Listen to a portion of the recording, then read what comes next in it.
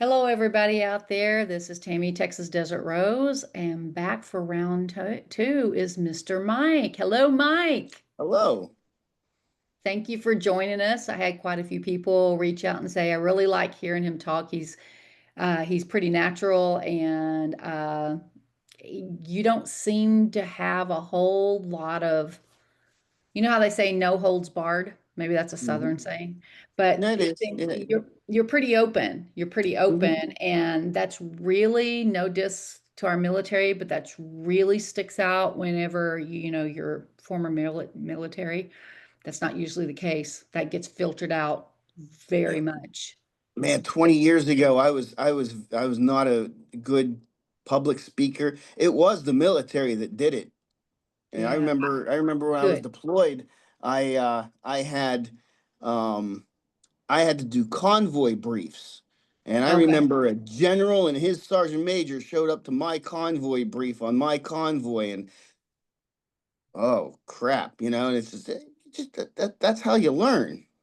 That's I all. think, yeah, it's the public speaking, but it's also the freedom in which you share.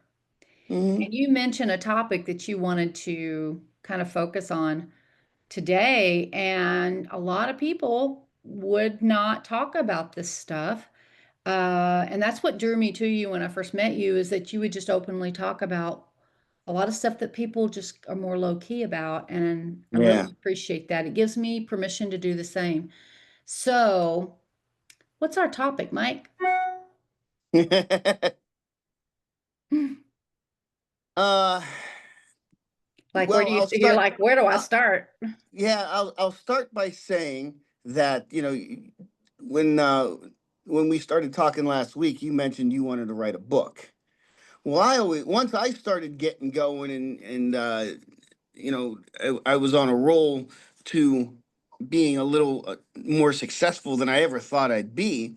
I decided, you know what? I think I want to write a book, and I'm going to call it "How Not to Raise Your Kids." I jokingly say, I don't dare tell you how to do it, but I can tell you what I I can did tell you not. how not to. Yep. To not. What did I tell you about raising kids? To not to. Yeah. Okay, so do you want to say how many kiddos you have? Well, I have two kids. Two kids. Okay. Yeah, but this is going back. This is going back to my mother, and Your upbringing. yes, my upbringing. Okay. How Yeah. many siblings do you have? So I have two siblings. I have a sister and had a half brother. He just recently died about a year and a half ago. Oh, I'm sorry. And that's why when I go to the bar, I don't get wild and crazy anymore. He died of a heart attack. He was in a pool tournament and he won. And they were I was in Germany at the time, and when I got the phone calls and everything, they said that he was celebrating, doing shot after shot, and we were celebrating. And next thing you know, they he just collapsed right there in the bar. So after Like that happened, I kind of slowed down a little bit. He sure. was he was 7 years younger than I. Wow. And it Yeah. sounds like that might have been a pending issue, and the shots just really pushed his heart rate to the point. Hmm. So half brother and We had a different mother. okay, different mother. Okay, and same a sister with two biological parents Yes. together. Okay. Yes. Do you want to share a little bit more about what your upbringing was like? And I know it's a general question. I can get more specific. So you know, early on, it seemed like it was all normal, and it was only so my parents divorced when I was, I think, one and a half or something like that, and it seemed fairly normal under those circumstances. It wasn't, wild and crazy. It didn't get wild and crazy until a guy named Rick came along, and I was 7, and my sister would have been 10. And So sister's oldest, then you, Yes. and half brother 7 years. And half brother. Yes. Okay. And once he started coming around, they would have these wild parties. They would have, they'd be smoking pot. About a year later, we lived in this house. Oh God, we lived in this house that it was an old house, and I remember we moved from one place that was decent. There were no holes in the wall or anything like that, and we moved into this place that's so old they got holes in the wall. You could see the outside, and so when winter would come, up in the Northeast, we couldn't sleep in our bedrooms anymore. Serious winter up there, and Yeah, was it Philly? I mean, Pennsylvania. yeah, Pittsburgh, yeah. And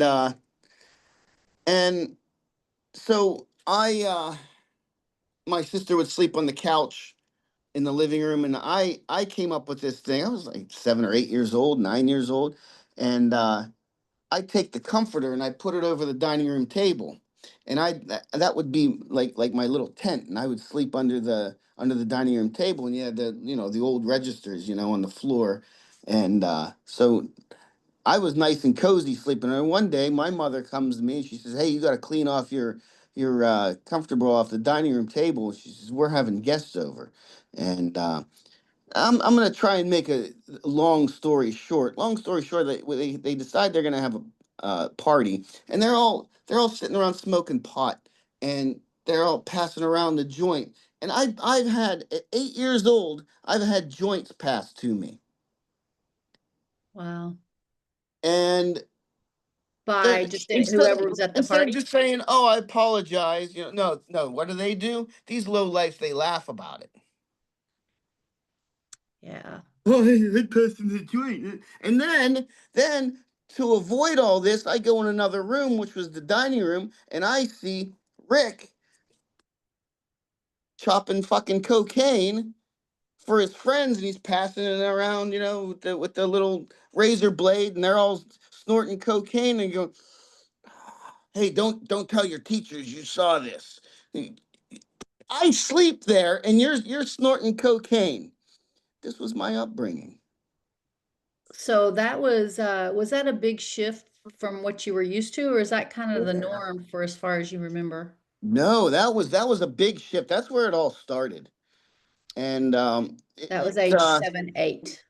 7 or 8, yeah. We moved there. I was about 7.5. So I was probably about 8 when this all started. Yeah, Okay. yeah. And Wow. my God, it's just after that, it just basically continued that kind of thing. It was, here we are, kids. It was always, here I'm, like I said, I was 8 or 9 years old, 7.5, 8 years old, and once the weekend came along, I don't know if you're old enough to remember Fridays. Fridays. Oh, the restaurant? No, no, the TV show. So Saturday Oh, Night Live, you had yeah. Fridays, and then you had Saturday Night Live on Saturdays, and it was In- always encouraged. I mean, we were never forced to go to bed. We stayed up for Fridays, watch Fridays after the news, and then Saturday Night Live comes on Saturday night, and we're watching Saturday Night Live, and So let me share my experience with that. Friday, well, on the news back then, which is what, 4 channels, maybe three, right, they would come on at 10 o'clock and say, "It's 10 o'clock. Do you know where your children are?" Do you yes, remember that? And then Saturday, and that would be like the cue. I'd always get mad at them because I didn't want to go to bed, but that was the cue for your parents to go, "Okay, kids, get to get in bed." and go to bed. Yep. Saturday nights was for us was cousins over and having hee haw and wrestling. I mean, talk about Redneckville, right? Oh, I know. That's when we relaxed a little bit. It was fun until the dads got too drunk and they got out of hand. But It was fun until then. Anyway, sorry to interrupt your process. Oh no, it's fine. And so this became the norm. This became the norm, and then as we got a little bit older after that, they started going out to other people's houses instead of doing it in our house, and it left us alone. And I remember one time, I'm telling you, I was like 8 or 9 years old. Which made your And sister about 10 or 11. nah, she was 3 years older. She was 11 or 12. Okay, so And it's her and then we, you and you had Saturday Night Live, and you had the yeah, the Saturday Night News on Saturday Night Live, and we'd sit there and reenact the news, because it was so they cracked these crazy jokes, and they were just so funny. and fun. um and here we are as kids, we're reenacting some of these, like, really, like, foul jokes. And I remember one time, you remember the infamous scene about Jane, you ignorant slut? Yes, on Saturday Night Live, yes. Well, there I am. I Jane don't know what the Curtin. fuck a slut is. I'm 7 or 8 years old. And you're enacting it. Reenacting. Yeah. You imagine that being done today, And even though they parents are aren't known. home. I used to, as I got older, I used to say that my sister and I were the poster children for parental controls. Well, you know what I'm hearing though, because you hear what the need is. I love the fact that when you don't have a lot, you're forced to use your imagination and play things out. We used to create plays, me and my cousins, and do it and Yeah. play them out for the parents, you know. And who knows that the dads probably didn't even notice what was going on because they were out of it. But I Yeah. love that part. But you're right. Some of these things, oh my gosh. Yeah. So I remember one time we were still up. It was like 3 o'clock in the morning, and my mother and Rick come home, and and she says, "What are you guys still doing awake?" Now, 8 or 9 years old, I'm thinking to myself, "Oh, we were supposed to put ourselves to bed." Right. Now, as an That's my adult, I'm question. thinking to myself, "Wait a minute, you expected us to put ourselves to bed?" No way. It No goes way. back to our last conversation about you don't know what you don't know. Exactly. So basically, the message there, just to break it down, the message is I left you alone, but I'm going to give you a hard time about the fact that you're not taking care of yourself. Years old. Yeah, So, this is what happened. And so my my father died when I was 11. He was wow. 35, and he uh he was not in good health there for a while. It's a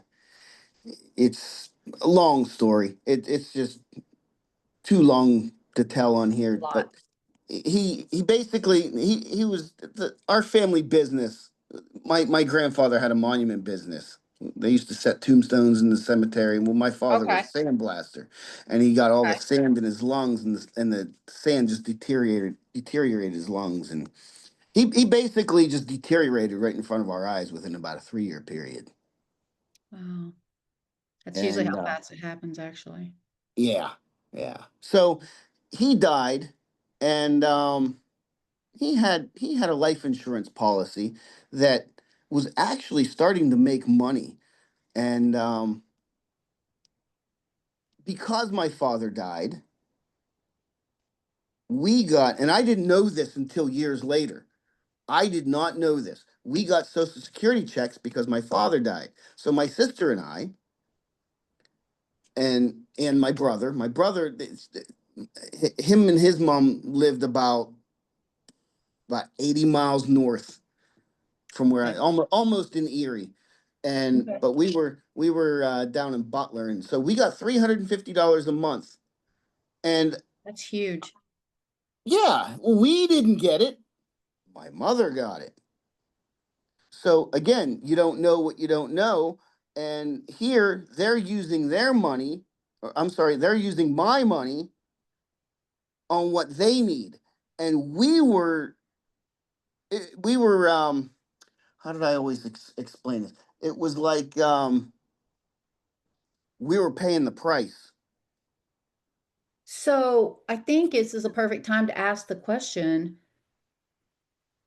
when do you remember the first time, not to put you on the spot, Mhm. the first time you remember where you go, I can't trust adults? I know it's a dumb question with everything you're sharing, but Oh, I'll get there. I'll okay. get there. I mean, the Very, first very. time? Give me a couple minutes. I'll get there. So as this is going on, we start. All of a sudden, we moved into a nicer house, and I Mm, remember thinking, well, these two don't. They're not really making a whole lot of money. But here I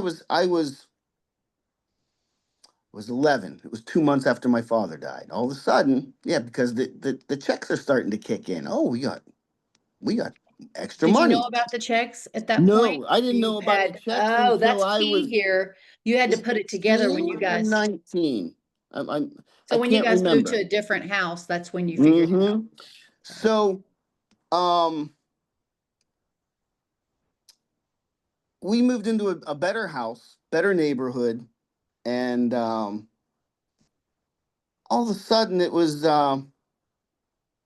we had to move again, and I don't even know why. And we moved into a lesser house, and then my sister went off to college, and because she went off to college, now I could be very I could be off on this. I'm not 100% sure. I think she got the social security checks when she went in college because she was still in school. Okay. I think she did. I'm not 100% on that. But I do remember arguments with my mother where she would call my sister, and there's no reason for you to have that money. There's no reason for you to have that money. And my Oh, mother was kind of one of those people that, if you have what I need, you're rich. interesting. I have to think about that. And I remember, I don't know, it was just weird. It was weird. And those checks were being used against us. We had to um beg family members for school clothes. Why are we begging family members as an adult, knowing now what I know? Why are we begging family members for school clothes when you get money for us? I'm telling you, they were being used against us, and So it sounds so like your sister figured it out and she arranged it where she got the check herself. yeah. Well, it was in her name. It was in our names. Didn't go to my mother. It was in our names, and I didn't find this out. I'm getting a little ahead, but I didn't find this out until I was 18. Got it. And she one day I came home from school and she says, "Here, you need to sign this," because the banks wouldn't cash it because I was 18. Interesting. So she says, "You need to sign this." Well, I don't know what the hell I'm signing. So what the hell am I signing? What the hell is this check for $350 in my name? And she literally, bam, punches me right in the jaw. She's like, "Sign it." And I thought, you know what? I think I was 19. I think she got away with it long enough. I think if I remember correctly, I was 19 because I didn't graduate until I was 19. So I So sign the it. unspoken rule is, Mike, it sounds like, and I'm just picking up pieces. The Hmm. unspoken rule is don't ask questions, Yeah, yeah, yeah. It's none of your goddamn business. Basically, or is what it's she's you're going to saying. get ripped So I apart. sign it, and I thought to myself, that's the last time I'm signing that check. So I go over to my sister's. Like I said, I'm a little ahead. Um, but I go over to my sister's. By that point, she was living a couple blocks over from me. She was living with her boyfriend at the time. And I go over. I said, "What the hell are these checks for 300?" Well, that's what we've been getting every month since Dad died.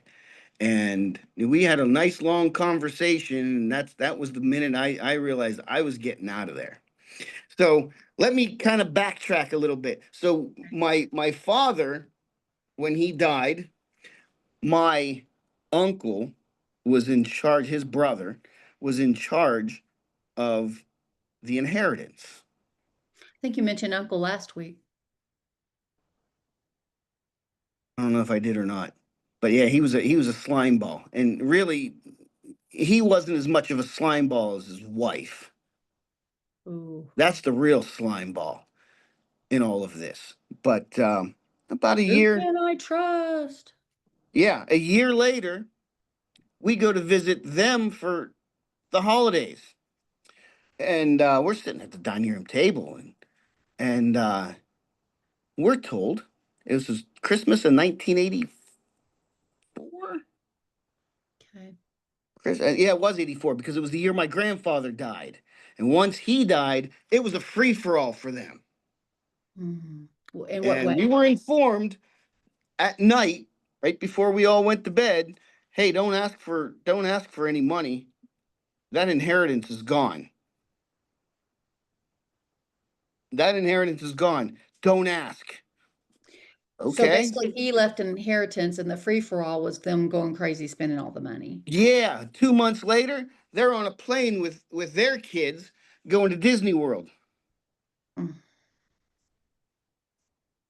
We're told don't ask any questions. Don't ask for the inheritance. There's no money in there, but well, we got money to go to vacation. We got money to buy a swing pole for the backyard. We got money to put a new garage up. Yeah. The life of Riley, as they say. Why Yep. you guys live like paupers. Yeah. And then this was um let me back up a little bit more. Rick actually he had a 10th grade education. He was a hippie and he was a pot smoking, cocaine snorting bum. And he Oh, didn't never had a good job. Well, he actually ended up as I don't know how he ended up there, but he ended up working at a place called Pullman Standard. Pullman Standard was one of the steel mills in my hometown of Butler, PA. And you worked there, didn't you? no, I think no, you I told worked me. at MSA. Okay, that's what you mentioned. Okay. Yeah. And so he worked there and he was, this was 1981, 1982. And I don't want to get political, but let's just call a spade a spade. Reagan was a union buster. Okay. And And up north, Union was the way. well, no, so he tried to bust the unions and Pullman Standard shut down. Got it. Pullman standards. But people blame Reagan all the time. Go do some research on Pullman Standard. They had a monopoly on their product that they weren't sharing, and the government would used to come down on them really hard. So they already had a black eye. Yeah, there's always, we come up with simple answers, I think, in general. It's Yeah, never that simple. right, right. Pullman Standard. Uh, I think they made their own bed, and now they have to lie in it. That was basically it. Reagan just came in and said, you know what, enough's enough. Yeah. So anyway, so yeah, he gets laid off, and when Pullman Standard shut down Butler, PA. Butler, PA was not a bad city. I mean, it was one of those places where everybody helped one another. You'd be walking down the street and be snowing outside, and the holiday. Oh, Merry Christmas. You don't even know the person. It's just one of those towns. And when Pullman Yeah. Standard shut down, everybody left. Everybody And left. left of it. And even they had friends who they themselves were cocaine snorting, pot smoking hippies, but they left. They had friends that moved to Alabama. They had a friend that moved to it was Kansas or Nebraska. They had a friend that moved out to California, eventually went to Arizona. I remember things were so bad that he ended up having to get a job making minimum wage at the time, 3.35 an hour. And he was a janitor. And things were so bad. We were surviving off those checks. And it was the 1980s, but that was the going, nothing like the, what is it, $9, $10 minimum wage now. Not that, I mean, obviously everything cost a lot more too. But Right. can I ask you some questions or let me know when you get to the place that you can? Okay. So this was my this was my little revelation of which actually helped me out in future decisions. So I was sitting in my room one day, and things are so bad. We had the um, food bank chicken to eat for dinner, you know, and just things were just they were horrible. And I remember sitting in my room at 14 years old, thinking to myself, why didn't they move like friends of theirs did?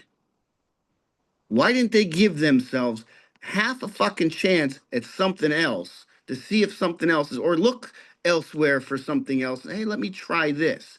And there was none of that. And there I was, no lie at all, no lie. 14 years old, I was sitting in my bedroom thinking about this. And I said, if I ever get faced with this again, I'm going to look everywhere I can to benefit myself. I'm better than this. That was my I'm better than this moment. So that's like an internal knowing that I'm meant for more. I'm not Yeah, meant to struggle for the rest of my life. That's right. huge. That is huge. That's really where I wanted to go with this conversation was that was my I'm better this moment than this moment. When go back to our previous conversation when I told you I did get out of the military, I was out for 2 years and I got laid off at MSA. It was no question based off of my experience 20, 21 years earlier than that, that it was just a no brainer. I'm going back in the Army. I know how this looks if I don't. You knew the end of the story and it wasn't good. Right. And here's the thing. So when I'd go back because I was stationed at Fort Drum after I went back in. And I'd go home at Oh, least that's once when a you month. went to National Guard. No, no, no, it's after the reserve. So I went active duty, then the reserves. Then I was out for 2 years working at MSA. So I worked at Oh, I don't MSA think for I like knew five that and a part. half years while I was in the reserves. Okay. And when I'd go back home, once I got stationed at Drum, I'd go back home like once a month, and I'd run into people that used to work at MSA, and they all got that Pullman Standard mentality. They don't want to leave. They just want to try and find a job making $20 an hour again. Oh, that's the best money I ever made. I'd love to go back. I'm exceeding that right now. So here's the thing I found in general, human nature is probably 70, 80%, maybe even as high as 90, need the safety and security of what they know. And for those who are really seeking and wanting something different, it's hard to understand, but that is across the board. You were Yeah, seeking it. and then um so yeah, after that,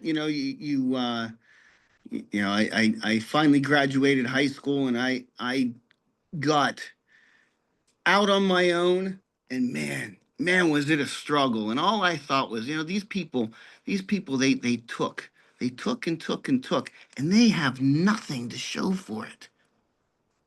Would it, And and I'm really wondering, it's not a catch question.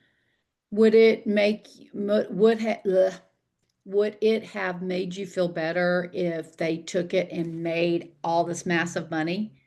Or would it have made you feel like that you're welcome? Any idea? I never really thought about it. I'll Interesting. have to But it's think really about a that and shame. let you know. Because it would probably piss me off if they would have invested it and for themselves and yeah, but they It just was wasted it. deplorable, period. I think the only way out is through, which is pissed off. Yeah, yeah. So I it was such a struggle. It was such a struggle. I started with nothing. You look at a lot of people make fun of the Gen Zers that go to social media and Mm. this is too much for me. I can't. I'm only making $12 an hour. How do people do this? And people laugh at this. I'll tell you what. If we had social media back then like that, we probably would have done the same damn thing. Probably. trying to You know, figure out how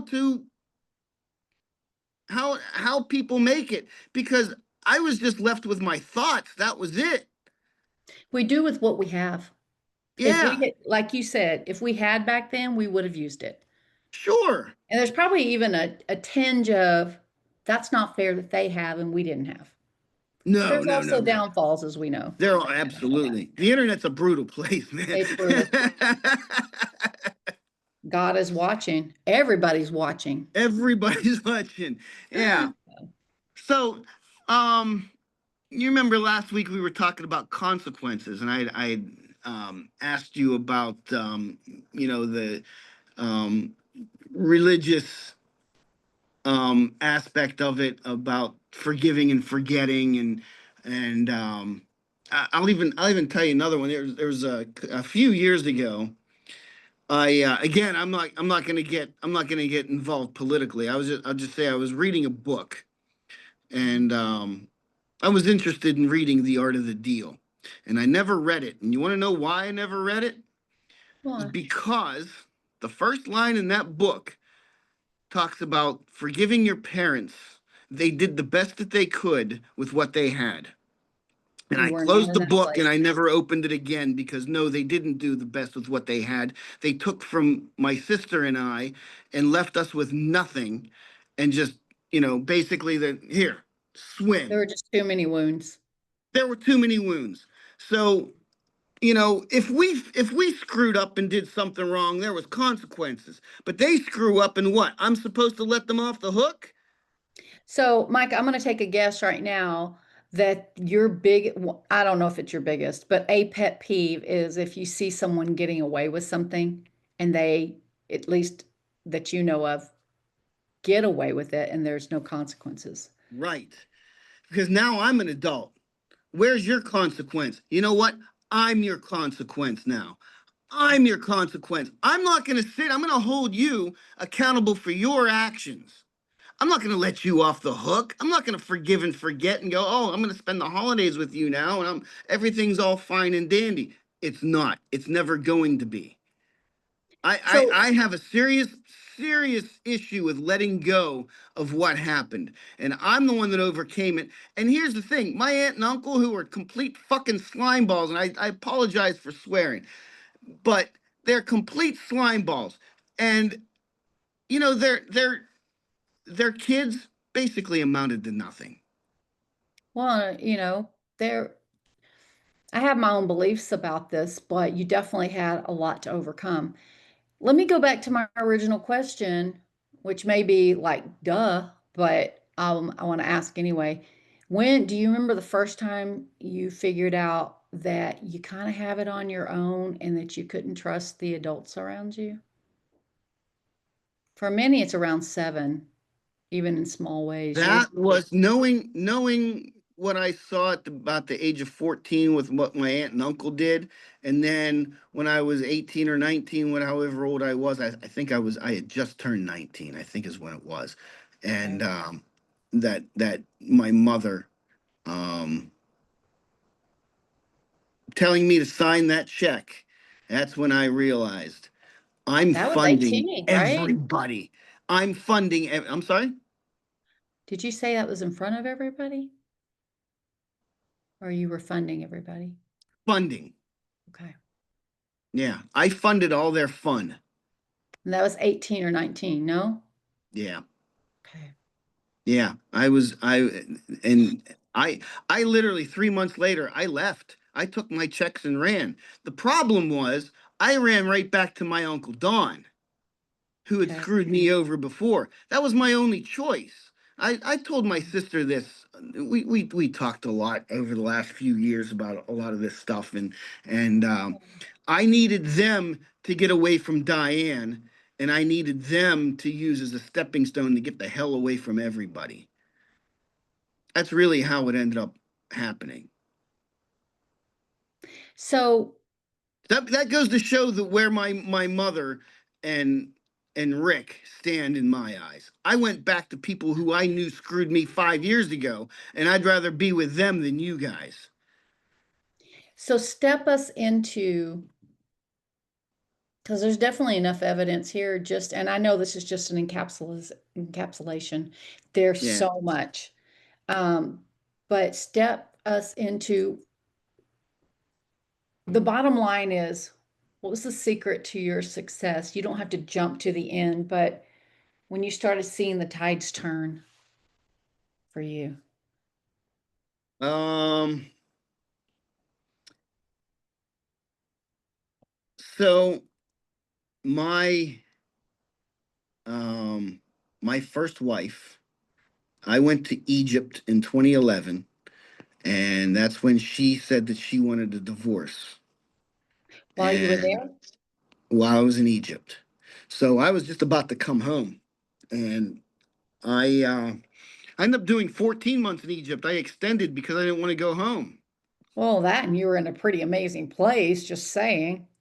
Yeah, and it was a lot of fun. I was scuba diving on the weekends, and I was go to the beach at lunch and get a nice tan, and sushi nights on Fridays, and all you can Something eat about being sushi. overseas. It's almost like I found that I couldn't feel the stuff until I flew back home, and then everything came rushing in. I don't know if you experienced that or not. Yeah. Well, I didn't because I knew. When I was in Egypt, there one of the guys. He was our S2, which is Intel, and Mhm. he was a sergeant first class, and I remember we went. There's the go-kart track, and then outside the go-kart track there's you can ride dirt bikes and stuff like that, and Mhm. uh and we were doing that one day, and he says, "Oh, I can't wait to get home. I can't wait to get home. I got to get back to the States. I'm tired of being here. I want to get back to the States." I'm thinking, this place is better than the States. And I don't know. I just that mentality, like, okay, I did my time here. I want to go home. And maybe it's just me because of my upbringing. I don't want to go home. To me, I that's think not there home. I think that sometimes I would say it's 90% perception Yeah, yeah. in a lot of ways. Talk So, about home. I am home. This is my home. I'm in yes, Bahrain. This is my home. it is indeed. It is indeed. So, um, Oh, your so anyway, first, to answer your question, right? So, yeah. um, I we got off track. No, no, your first wife asked Oh yeah, for a yeah, yeah. divorce. Oh yeah, that's right. I'm sorry. Um, so I get home, and I'm trying to make the best of it, and it wasn't easy, and I got down to Virginia. I was supposed to be stationed at Fort Eustis. I signed into Fort Eustis. They said, "Welcome to Fort Eustis. You're going to Fort Story. You can sign in on Monday." Okay, Fort Story. Okay, so I get down, Where is that? you know, Virginia Beach. It's Okay, right in Virginia Beach, got it. and and um I was now having to put money aside for her to give for child support before the courts decided. And here she's, you got more money than I do. You should be paying me more. You should be paying me more. And our original agreement was we were going to settle this like adults and not get the courts involved. And she just went insane. And I'll get to the point where I realize I'm gonna make it. But she went insane. I was staying at a campground, sleeping in my truck, and she wants more money. Can't you just find it in your heart to give me? I said, I'm starting out with nothing. Again, thanks a lot. So So that's it's when I decided retriggering I'm the gonna old get a days. lawyer. I'm gonna get a lawyer. And then so I finally got an apartment.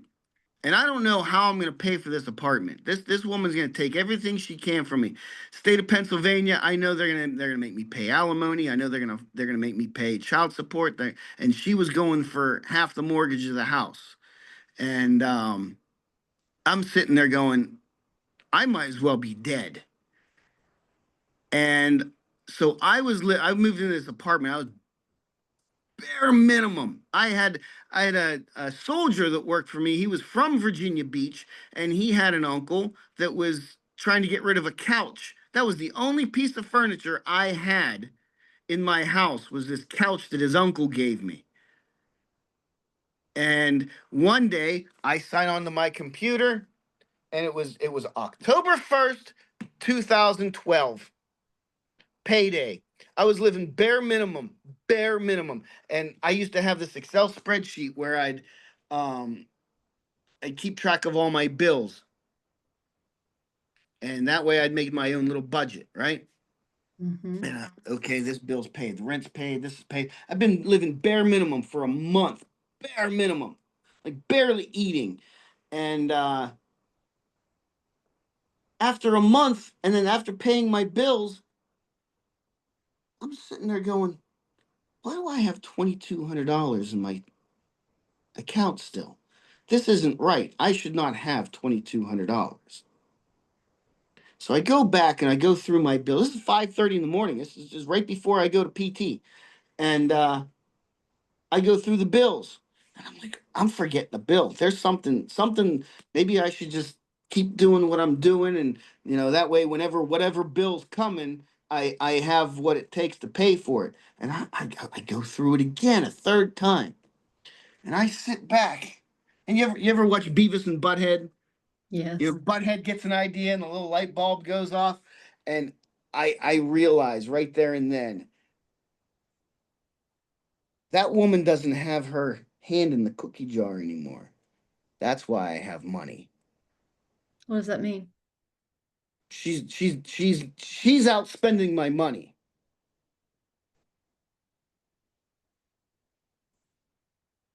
She was So, always out spending my money, which is why she kept us poor. I'm thinking I'm poor. oh, She okay. so I start getting this idea in my head. I wonder what she's been doing with my money all these years. I was thinking this was after when you guys were working out the divorce and you found out you It had extra. was. It Okay. was. It was. And I realized, because I got a separate bank account when I moved down to Virginia. So now my Oh, money key is point. my money. And Key I point. give you So, money. to explain to everybody, this is when, Mike, you got a separate account, so that way you could really see what was happening. Mm-hmm. Got it. I go back the next 4-day weekend I go back. And I told my kids that weekend, I said, I'm gonna buy you shoes. I'm gonna buy you each 2 pairs of shoes. You get school shoes and you get gym shoes. And that's what you're gonna have for the rest of the year. I said, and so while we were out, I went to the bank. I told the bank, I said, I want um, my bank statements, because they were all going. I was overseas. I didn't see what was being spent. I said, I need the last year bank statements. And they said, well, here's what we can do for you. We can give you the last 6 months. He says, if you need to go back further, we can call the corporate office and we can do it. So I go back down to Virginia after that, and I'm looking through stacks of paper of all these. She's spending, she's going to restaurants, she's payday. Why do I have uh three um gas payments on payday? Because she got a boyfriend while I was away. She's filling his gas tank. She's filling her gas tank. She's filling her father's gas tank, and going out Taking and buying advantage. everybody lunch and buy. And this is why I don't have any money. So I want to make sure we have enough time to get to the good stuff so that we let people know where you are. Um, so because divorces are a nightmare. They are. Almost without fail, they're a nightmare. I know there's exceptions, but You can rare. try. You can try to make it and do it. Just. But no, there's too much wants and needs and on both sides that you really do have to have the courts step in. And luckily, the the court in my case, the judge hated my wife, and she was a woman, and she hated my wife. So I have found, doing counseling with couples and things like that, that if it starts out the way you guys start out, I certainly found this out as well. Um, if as soon as it's decided, the grief process, the anger kicks in. So Mm-hmm. it's like you Mm-hmm. need to go get stuff signed before that anger kicks in because it changes really big time. So take us forward into when did you start seeing the light at the end of the tunnel as far as feeling It was successful? right there and then. It was right there and then. I said, you know what? I'm gonna be okay, and I'm gonna be the better person, and watch how much better I'm gonna be. That was it, right And there and then. Right there and you then. had decided you weren't going to be like your parents or Right. parent when were, and you were going to take care and provide, but you weren't going to be taken advantage of. Correct. And that's Correct. really, really huge. And so, and you were 43 at that time, Yeah. Well, it's 40, 42. Yeah, 42. So 42. we're not talking 20 something. Right. It's like, okay, really?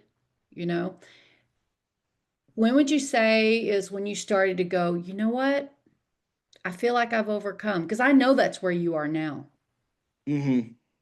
Well, Um, it was years later. I was stationed in Germany, and I told you in the last conversation I was working for South Africa. Well,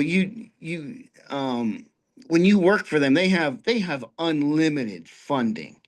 So when you work for them, your TDY for a year, temporary duty. mhm. I you familiar with DTS? I got paid by DTS, Defense Okay. Travel System. That was my travel pay. So they paid me through DTS, and I basically got two paychecks. So working for South Nice. Africa, I made $11,000 a month. And It all went to my Germany is a savings. I lot had Germany is a lot less expensive No, it's than more. It US. well, it can be. It can be. Now you do get cost of living allowance and all that stuff being in Germany. And I didn't find it to be more expensive, but my situation was different when I worked there though. But that is a okay. good income for sure. For Yeah. sure. Yeah, and I did that for a year, and my the I worked in the J4, and our director is a full-bird colonel, and she actually tried to keep me, and I remember you saying that. my brigade commanders, they wanted me back, even though only had 6 months left in Germany. So they, yeah, I kind of wanted to stay and make that extra money even more. And then after that, I went to Bahrain, then went to Fort Drum. I deployed, and then I started getting into investing on the stock market. So you And didn't get into investing till about what age? 40, no, 50. I had just turned Wow. 50. That's amazing. I had just turned 50, and I worked for this chief warrant officer, great guy. And he was really really heavy into investing, and he was That's when you and I explaining. started talking because that's the topic we talked about. Yeah, it was after we met. Yeah, it was Mhm. after we met, and then because I think when I got back for that one vacation, I came in 2021. You were still here, and that's where I made all my money because um there was a guy, that the chief warrant officer that I was working for. A guy came in. I never saw the guy. You want to talk about an angel, right? I never knew the guy before, never met him since, and they were sitting there talking about, I don't even know the guy's name, and they were talking about investing, and I turned around and I said, I'd really like to get into investing into crypto, but I missed the opportunity to get into Bitcoin. And he looks at me and he says, Dogecoin. I said, I never heard of Dogecoin. He says it's expected to go to $1 by the end of the year. It's less than a penny right now. So I go home that night. I put $1,000 on Dogecoin, and about 2 months later, I forget about it. I don't Yep. check on it, and I'm sitting there brushing my teeth. I had my phone up against the wall by my sink. I'm brushing my teeth, get ready for work, shaving, and I'm listening to this podcast with this guy talking about. He mentions Dogecoin, and Dogecoin is starting to come up. Dogecoin. Oh, I have that account. And so I checked my account, and there it is. It went up to 3 cents. And I thought, oh, I tripled my money. How do you Right? spell Doge for those who are not Why is it? familiar? I'm sorry? How do you spell Doge for those who are not familiar? Doge D-O-G-E. coin. Okay. Yep. Oh, oh, I think shit. Hold on. Uh-oh. There we go. Okay. Um, and then Okay. uh and then by the time I came home from work, it was 5 cents. I wake up the next morning, it's 8 cents. I call my cousin. I said, "Hey, I'm making money in my sleep." So by the time it got to like 20, 25, 27 cents, something like that, I had stuff in like Ford stock, Celsius stock, Coca-Cola stock. I take all that and I throw it into Dogecoin, and it started just going crazy, and I made $60,000 off of Dogecoin by the Yeah, time that's when all you was and said I and were done. talking, and most people don't like to talk finances, so I was loving it because that's my Yeah, favorite topic. Uh, yeah, and we were sitting there, I think at, out singing, and we're talking about this, and it was yep. like, but I didn't realize you'd just gotten into it. So, because I'm being mindful of time. With that, where are you? You don't have to tell amounts or anything like that, but Yeah. where are you today as far as safety, security, and what would you have done differently, if anything? The thing is, what would I do differently? I would have left my first wife sooner. If you knew then what you know now? Yeah, I wanted to, and people say that, you hear people say all the time, you can stay for the kids, but it doesn't really help the kid. And you know what? I don't think it does. I think it makes it worse. And Oh, excuse me. that I agree. woman was a scoundrel. She was an absolute scoundrel. And now today, those kids, I mean, yeah, they still talk to her, but they don't really respect her.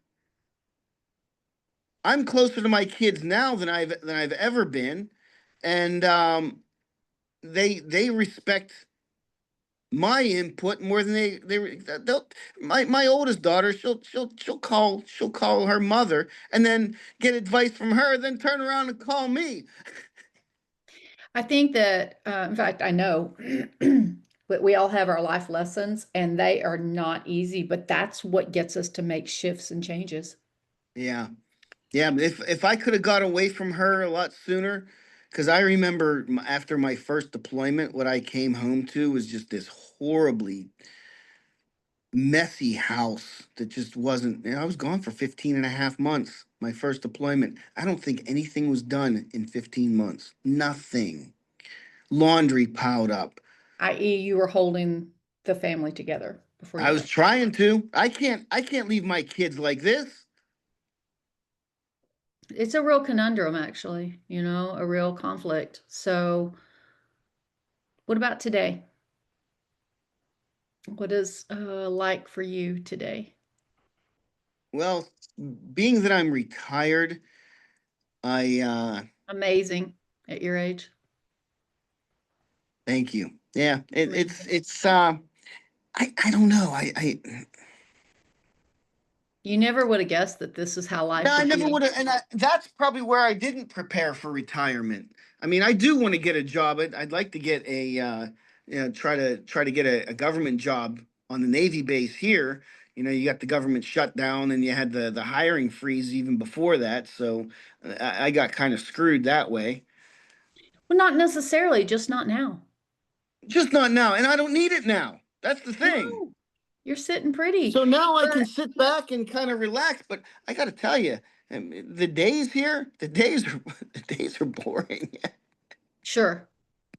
Yeah. So what I do is that I have my friends over there at Republic Lounge that they're in the band there, and we go out and after their set they close at 3 o'clock, and then we'll go over to DC Diner or Thailand Gate, or maybe even just go. Last night we went to Dome Cafe right out American Oh, Alley. very familiar with Dome. It's so incredibly Best expensive. coffee in Bahrain. You think so? It is Yes. pretty good. There's so many good places though. So would you have guessed that life would be, let's say, go back to that 8-year-old? No. I'd say you've overcome, I Mike. mean, I thought, I remember I had that moment at 14 where I said, I'm better than this. I Yeah. just didn't know how good it was going to get. You asked me last time, out of a scale 1 to 10, where's your life? 10. I would have never guessed that I'm where I'm at. Never. I mean, could it be better? Yeah. But I'm happy with where I'm at. It's on its way. I'm happy. I'm the happiest guy in the world. So I may not always show it and smile all the time, but honestly, I that's am. not real. That's not real No, anyway. no, it's So not. when you say happy, really it's contentment. There is no higher than contentment, That's really what it is. gratitude, you know? So what does Mike want to do before he's in the pine box, so to speak? Well, um, I told you about the girl I'm with currently, and ever since I got here, I had a conversation with my oldest daughter one night, and I think and I would ever since I left the first wife, I've been I've wanted this. I did have a second wife. Um, she had a lot of health issues when she gave birth the first time, and she Sure. lost a lot of blood, and she had a nasty, nasty scar, the nastiest I've ever seen. I've seen women with C-sections, and she's got this nasty, nasty scar, and but we're not together anymore. So I started getting this thing where you know what, I want to do over with a second chance at a family with somebody who's not insanely crazy or lazy. I would say, Mike, you should be careful because you sound hopeful. I am hopeful. Yay. That's beautiful. I love that. If you could just bottle it, I bet you'd make even more. I'll buy at least a dozen. I think that's amazing. I love that so much. It's really, maybe I'll put this in the title, Mike, but it's kind of a Phoenix story. It's kind of, Mike and his Phoenix. It Yeah. really is. I love that. Good guys win. So Yep. I want to thank you for coming and telling your story. And if I can find any reason to bring you back, you know, I would love to do this because I think You can pick my brain anytime you want. I well, love having these conversations. you're really an incredible storyteller, and those are hard to find. So, do you ever listen to Brene Brown? No. I want to recommend it's it's Renee with a B, Brene Brown. Okay. She's a University of Houston emeritus professor who went viral on a TED Talk many years ago, but she is just amazing. And I think you would find and appreciate some of the things that she talks about as well. But anyway, thank you so, so much. You guys, if you want to get in touch with Mike, please reach out. can message me here. Um, and Mike, if you'll share this as well, I would love to get Yep. your story out, your overcoming story out to as many as possible because I think we need reasons to be encouraged and motivated. So thank you so, so much. Thank you, everybody, for tuning in. Welcome. Please like, follow, subscribe, all of those things, and shoot us a message and tell us what you think. Thanks again.